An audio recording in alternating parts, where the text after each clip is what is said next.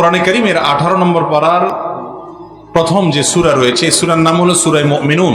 এই সূরা মুমিনুনের কয়েকটি আয়াত আমি তেলাওয়াত করেছি। এই আয়াতে আল্লাহ রাব্বুল আলামিন সফল মুমিনদের কিছু বৈশিষ্ট্যের কথা আয়াতগুলোতে বলেছেন। যারা আল্লাহর প্রতি ঈমান এনেছেন, যারা নিজেদেরকে ঈমানদার দাবি করেন, মুসলমান দাবি করেন, তারা সবাই যে আখিরাতে সাকসেস হয়ে যাবেন, সফল হয়ে যাবেন, জান্নাত পেয়ে যাবেন, ব্যাপারটা এত সহজ না। কিছু গুণ আছে, কিছু বৈশিষ্ট্য আছে, যে গুণগুলো যদি অর্জন করতে পারেন একজন ঈমানদার, তাহলে তার সম্পর্কে আল্লাহ তাআলা বলেছেন উলাইকা হুমুল ওয়ারিসুন, সেই সফল হবে, সার্থক হবে, সাকসেস হবে এবং তারাই জান্নাতুল ফেরদাউসের ওয়ারিস হবে ইনশাআল্লাহ। আমরা সংক্ষেপে সেই গুণগুলো আপনাদেরকে শুনিয়ে দিচ্ছি, যেন সেই গুণগুলো আমাদের মধ্যে আমরা ধারণ করতে পারি, কোনটা আছে কোনটা নাই সেটা পরখ করে দেখতে পারি। সর্বপ্রথম গুণ সম্পর্কে বলার আগে আল্লাহ বলেছেন কাদ আফলাহাল মুমিনুন, ওই ঈমানদারগণ সফল হবে, সার্থক হবে, শেষ হাসি হাসবে, জান্নাতুল ফেরদাউসে যাবে। যেই ঈমানদার নামে ঈমানদার না, নামে মুসলমান না, মুসলমানের ঘরের জন্ম নেওয়া মুসলমান না, বরং তার ভিতরে কিছু গুণ আছে। এক নম্বর গুণ আল্লাযীনা হুম ফি সলাতিহিম খাশিউন, যারা তাদের নামাজের মধ্যে খুশু ধরে রাখতে পারে, মনোযোগ ধরে রাখতে পারে, সালাতের মধ্যে, নামাজের মধ্যে আল্লাহর কথা স্মরণ থাকে। নামাজের উদ্দেশ্যটাই হলো আল্লাহর স্মরণ। আকিমিস সালাতা লিযিকরি, আল্লাহ বলেছেন সালাত কায়েম করো, নামাজ পড়ো। কেন? আমার জিকিরের জন্য, আমার স্মরণের জন্য। আর আমাদের নামাজের অবস্থা হলো আজকাল আমাদের নামাজে আল্লাহ ছাড়া আর সবার কথা মনে হয়, ঠিক না ভাই? ঠিক। তো এই নামাজ আদায়কারী মানুষ শেষ হাসি হাসবে না ভাই। যার নামাজে শুরু থেকে শেষ পর্যন্ত তার মালিকের কথা স্মরণ হয়, মালিক আমাকে দেখছেন, মালিককে আমি সিজদা দিচ্ছি, মালিককে আমি রুকু করছি, মালিকের তাসবিহ পাঠ করছি, মালিকের প্রশংসায় আমি সূরা ফাতিহা পাঠ করছি, এগুলো যখন বলার সময় আপনি মালিকের কথা চিন্তা করবেন, আপনার মনের ভিতরে মালিক থাকবে, অন্য কোনো চিন্তা আসলে মনে আসার সাথে সাথে সেটা থেকে আবার নিজেকে সরাই নিয়ে আসবেন। এই ব্যক্তিকে বলা হয় খুশুওয়ালা নামাজি, মনোযোগওয়ালা নামাজি। এই মনোযোগওয়ালা নামাজিরা শেষ হাসি হাসবে। এক নম্বর বৈশিষ্ট্য পেয়ে গেলাম। তাহলে নামাজের মধ্যে মনোযোগ ধরে রাখার জন্য নিজের সঙ্গে নিজে লড়াই করবো তো ইনশাআল্লাহ। চেষ্টা করতে হবে, সাধনা করতে হবে। এটা এমনি এমনি আসে না ভাইরা বাবারা, এটার জন্য চেষ্টা করতে হয়, নিজের সঙ্গে সংগ্রাম করতে হয়, লড়াই করতে হয়। নফস আমাদেরকে দুনিয়ার দিকে নিয়ে যায়, ব্যবসার দিকে নিয়ে যায়, দোকানদারের দিকে নিয়ে যায়, অন্য দিকে নিয়ে যায়। তার কান ধরে আবার নিয়ে আসতে হবে নফসকে, নিজের আত্মাকে, প্রবৃত্তিকে আবার নিয়ে আসতে হবে যে তুমি কার সামনে দাঁড়িয়ে আছো? রব্বুল আলামিনের সামনে। দুনিয়ার কোন এমপি মন্ত্রীর সামনে দাঁড়ায় তুমি যদি অন্য চিন্তা করো, অন্য মনস্ক হও, তারা মাইন্ড করবে, রাগ করবে যে আমার সামনে দাঁড়ায় তুমি অন্য কি চিন্তা করো। সেখানে আহকামুল হাকিমিনের দরবারে দাঁড়িয়ে অন্য চিন্তা করলে সেটা আল্লাহর শানে কত বড় বেয়াদবি হতে পারে।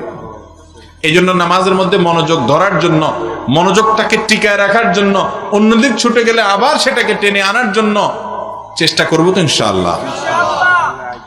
জান্নাতুল ফেরদাউসের জন্য উপযুক্ত হতে হলে আগে এই কাজটা করতে হবে। এক নাম্বার 2 ওয়াল্লাযীনা হুম আনিল লাগবি মুরিদুন, যারা অহেতুক অনর্থক কাজ থেকে বেঁচে থাকতে পারে, অযথা কাজ থেকে বেঁচে থাকে, যেই কাজের কোনো দুনিয়াবি প্রত্যক্ষ বৈধ কোনো উপকারিতা নাই, যে কাজের কোনো আখিরাতের উপকারিতাও নাই, ফাও কাজ, অনর্থক কাজ, অহেতুক কাজ, অযথা কাজ, এই কাজ যে ব্যক্তি করবে সে কখনো ভালো মুসলমান হতে পারে না। চায়ের দোকানে বসে আড্ডা, ঘন্টাকে ঘন্টা গল্প, কি বলেন, কি দরকার, এটাতে আপনার কি লাভ হবে? 10টা টাকা আসবে? আসবে না। 10টা নেকি হবে? আসবে না। বরং অযথা বসে বসে আড্ডা মারতেছে, পেপার পত্রিকা ঘাটতেছেন ঘন্টাকে ঘন্টা, প্রয়োজনীয় কিছু দেখলেন একটা কথা, কিন্তু প্রয়োজন ছাড়া অযথাই ঘাটতেছে। ফেসবুকে যুবকরা আজকাল স্ক্রল করতেছেন ডাউন, নিচের দিকে, আঙ্গুল ক্ষয় হওয়ার মতো অবস্থা, টানতে টানতে টানতে মনে হয় কি হারাই গেছে, ঠিক না? ঠিক। ঘন্টাকে ঘন্টা ভাইরা আমার, এই জীবনের জন্য আল্লাহর কাছে হিসাব দিয়ে করতে হবে। আল্লাহ বলবেন তোমাকে আমি একটা জীবন দিয়েছিলাম, বান্দা কি নিয়ে এসেছো, কি নিয়ে এসেছো?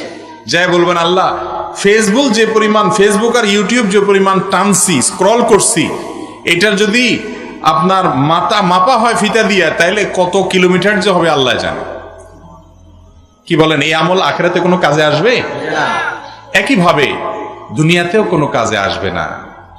ফেসবুক যত টানবেন দুনিয়াতে তত বেশি লাভ হবে, পয়সা কড়ি আসবে, সুখ শান্তি আসবে? আসবে না। অনর্থক কাজ, অহেতুক কাজ। তাহলে সফল ইমানদার এবং জান্নাতুল ফেরদাউসের অধিকারী হতে হলে 1 নম্বর, অনর্থক কাজ করা যাবে না। যুবক, আপনার এই যৌবনকালে অহেতুক কাজ করে, অযথা আড্ডাবাজি করে, অযথা সময় নষ্ট করে কাজ করবেন আর সময় অপচয় করবেন, এর জন্য আল্লাহর কাছে জবাবদিহি, হিসাবদিহি করা লাগবে। মিন হুসনি ইসলামিল মারই তারকুহু মা লা ইয়ানি। নবীজি সাল্লাল্লাহু আলাইহি সাল্লাম বলেছেন, একজন মুসলমানের ইসলাম সুন্দর হয় তখন যখন সে অহেতুক, অনর্থক, অযথা, অপ্রয়োজনীয় ফালতু কাজ পরিহার করে, যেই কাজে দুনিয়ার লাভ নাই, আখিরাতের। ক্রিকেট খেলা দেখতেছেন, ফুটবল খেলা দেখতেছেন, ঘন্টাকে ঘন্টা, আপনি এত ঘন্টা দেখার পর আপনার লাভটা কি? যে খেলছে ও পয়সা কামাইছে, যে সমস্ত কোম্পানি স্পন্সর করছে তারা বিজনেস করছে, টেলিভিশন দেখাইছে তারা অ্যাড বিক্রি করে পয়সা কামাইছে, আপনি যে দেখে সময় নষ্ট করলেন, আপনার লাভটা কি হলো? এর নাম হলো অপচয়, এর নাম হলো সময় নষ্ট, এর নাম হলো অহেতুক।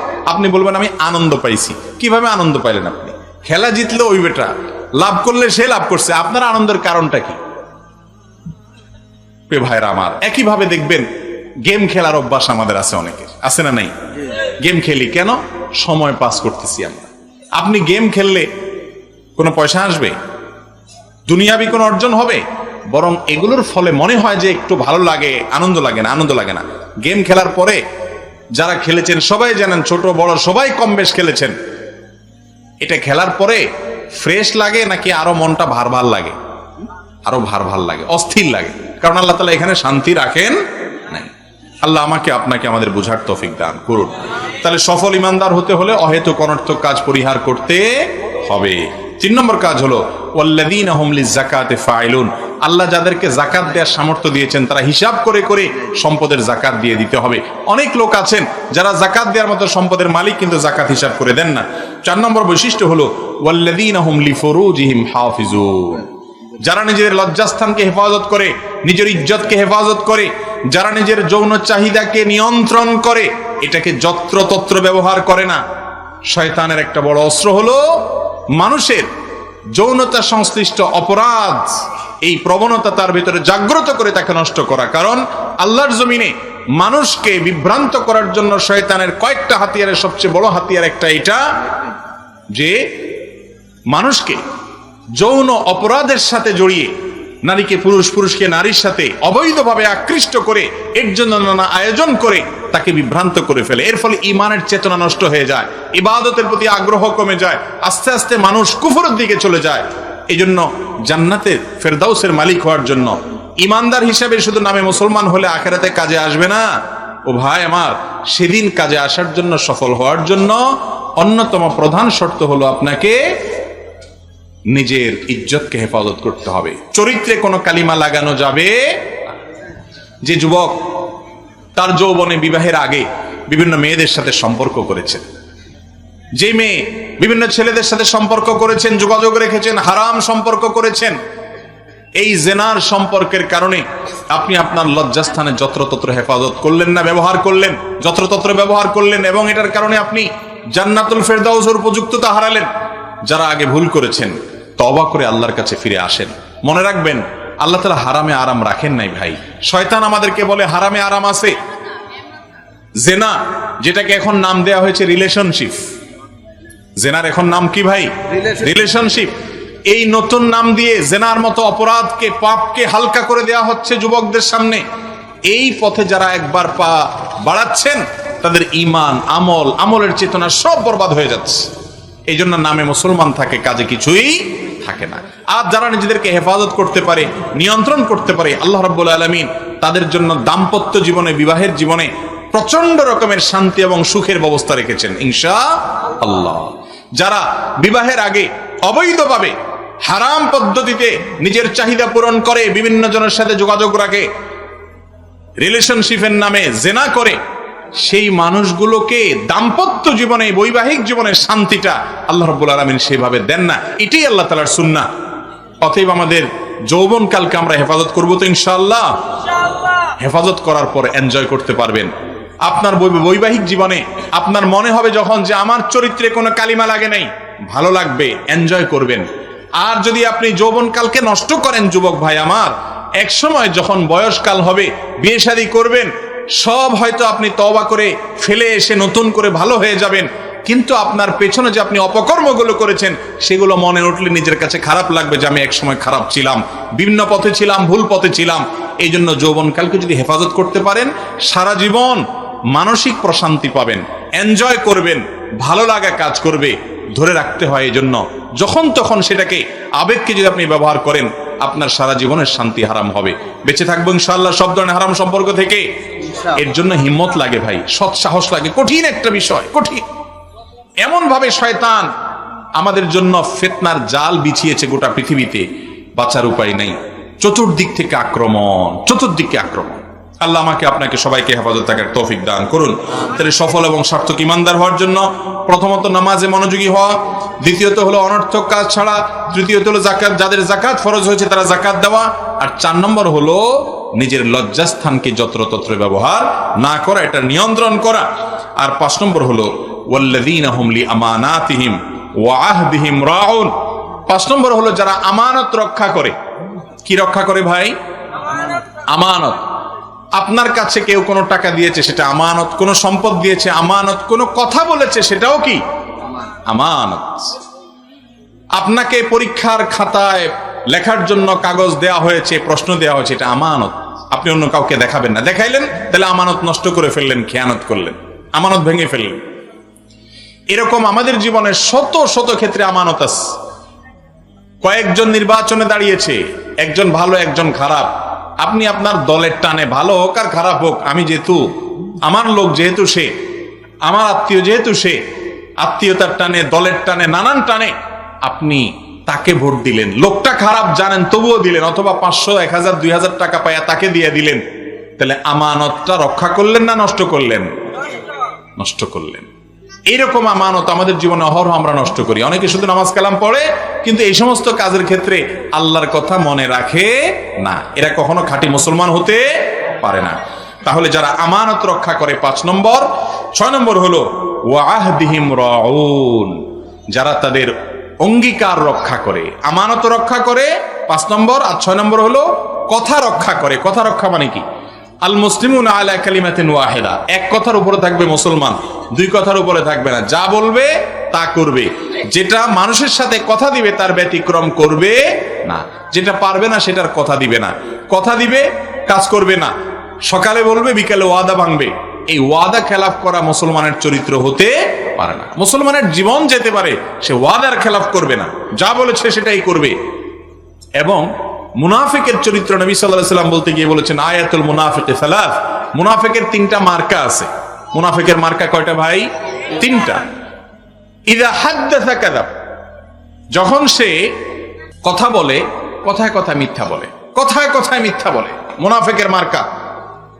ওয়া ইযা ওয়াআদা আখলাফ, কারোর সাথে কথা দিলে, ওয়াদা করলে, ভাই আমি আসতেছি, কালকে আপনার টাকাটা দিব, 1 সপ্তাহ পরে দিব, এটা করব ওইটা করব, ওয়াদা করে, ওয়াদা করলে ওয়াদা খেলাফ করে, কোনো ওয়াদার মূল্য তার কাছে নাই।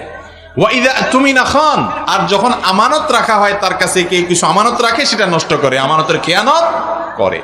এই 3টা হলো মুনাফিকের মার্কা। তাহলে ইমানদার যে ব্যক্তি সফল হবে, সার্থক হবে, জান্নাতুল ফেরদাউসের মালিক হবে, সে কখনো ওয়াদার ব্যতিক্রম করবে। ওয়াদা করলে ওয়াদা রক্ষা করবো তো ইনশাআল্লাহ। এটা একজন ভালো মানুষের মার্কা, একজন ভালো মানুষের আলামত, যে কথা রক্ষা করবে, তার মুখের দাম থাকবে, ফালতু কথা বলবে না, যেটা বলবে সেটা করবে। চেষ্টা করবো তো ইনশাআল্লাহ। এরপরে 7 নম্বর এবং সর্বশেষ যে গুণটার কথা আল্লাহ তাআলা বলেছেন তা হলো ওয়াল্লাযীনা হুম আলা সালাওয়াতিহিম ইউহাফিজুন, যারা তাদের নামাজগুলোকে হেফাজত করে। নামাজগুলোকে হেফাজত করে মানে হলো 5 ওয়াক্ত সালাতকে, 5 ওয়াক্ত নামাজকে সময় মতো পুরুষরা জামাতের সাথে, ধীরস্থিরতার সাথে, খুশুখুজুর সাথে, আস্তে আস্তে, উত্তম রূপে আদায় করে।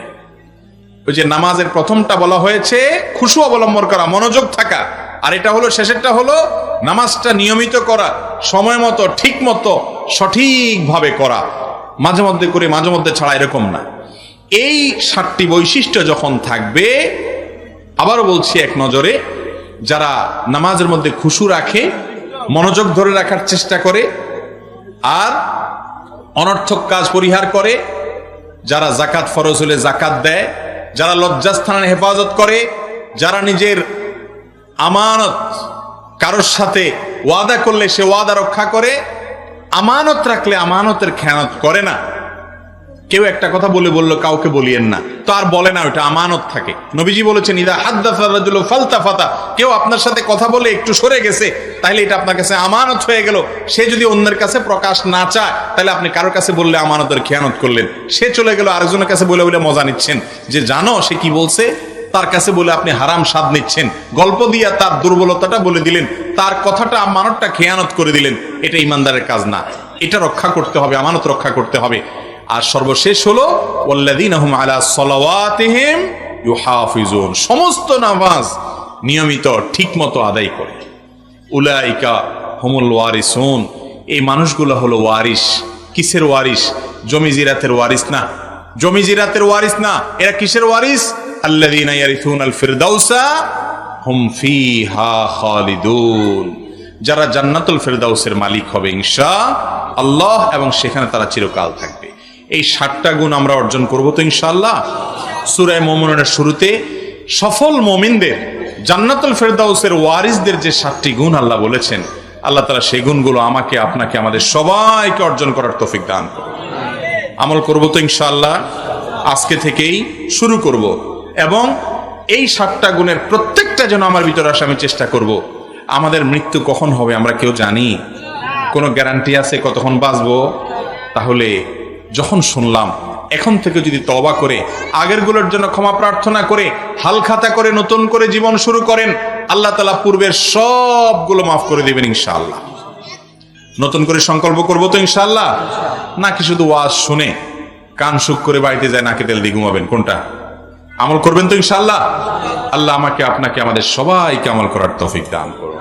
জাযাকুমুল্লাহু খাইরা ওয়া আখিরু দাওয়ানা আলহামদুলিল্লাহি রাব্বিল আলামিন।